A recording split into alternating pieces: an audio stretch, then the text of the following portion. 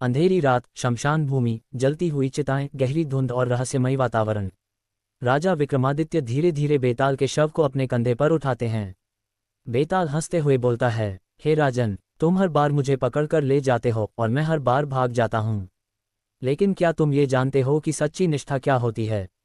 आज मैं तुम्हें एक कहानी सुनाने जा रहा हूँ जिसमें मित्रता, प्रेम, बलिदान और एक विचित्र दुविधा होगी। बहुत समय पहले त्रिभुवन नगर नाम का एक विशाल और समृद्ध राज्य था। यहाँ का राजा न्यायप्रिय और प्रजापालक था। इसी नगर में दो बालक संदर्शन और कमलाकर एक ही गुरुकुल में शिक्षा ग्रहण कर रहे थे। उनकी मित्रता इतनी गहरी थी कि लोग उन्हें राम लक्ष्मण की जोड़ी कहते थे। गुरु शिष्यों से कहते हैं कि विद्या और धर्म से बढ़कर इस संसार में कुछ नहीं है। जो सच्चा मित्र होता है वही परीक्षा की घड़ी में काम आता है।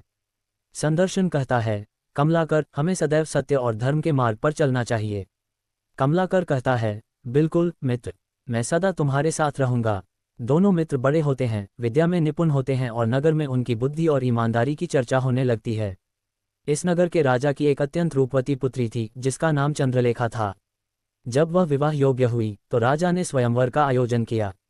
इस स्वयंवर में कई राजकुमारों और विद्वानों को आमंत्रित किया गया। भव्य राजमहल, दरबार में सिंहासन पर राजा, राजकुमारों की लंबी पंक्ति और सजी धजी राजकुमारी चंद्रलेखा हाथ में वरमाला लिए उपस्थित है। मंत्री कहता है, राजकुमारी, अब आप अपने जीवन साथी का चयन करें। राजकुमारी सभी को देखती है लेकिन किसी से प्रभावित नहीं होती। फिर उसकी नज़र संदर्शन पर पड़ती है जो साधारण ब्राह्मण वेश में बैठा है।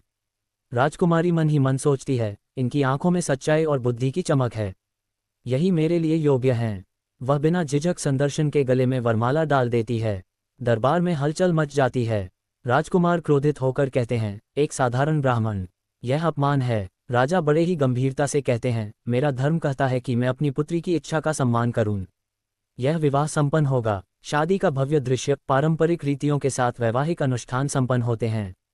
कुछ दिनों बाद संदर्शन ने अपनी पत्नी और मित्र कमलाकर के साथ तीर्थ यात्रा पर जाने का निर्णय लिया। लेकिन ये यात्रा उनके जीवन की सबसे बड़ी परीक्षा बनने वाली थी। जंगल का दृश्य, तीनों रात में यात्रा कर रहे हैं।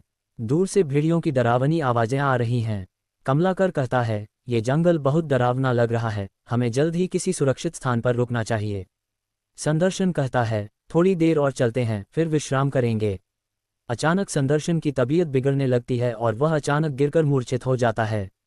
राजकुमारी कहती हैं, हे भगवान, यह क्या हुआ? कमलाकर कहता है, ये जीवित नहीं रहे।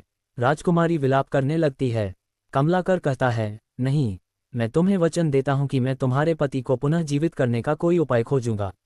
कमलाकर संदर्शन के शव को लेकर गहरे जंगल में भटकता है। उसे एक तांत्रिक की कुटिया दिखाई देती है। कमलाकर कहता है, महात्मन, कृपया मेरे मित्र को पुनर्जीवित करें। तांत्रिक कहता है, संभव है, लेकिन ये साधारण अनुष्ठान नहीं, यह एक गूढ़ विद्या है। तांत्रिक अनुष्ठान करता है। संदर्शन उठकर बैठ जाता है। संदर्शन कहता है, मैं जीवित हूँ। राजकुमारी कहती, भगवान का शुक्र है।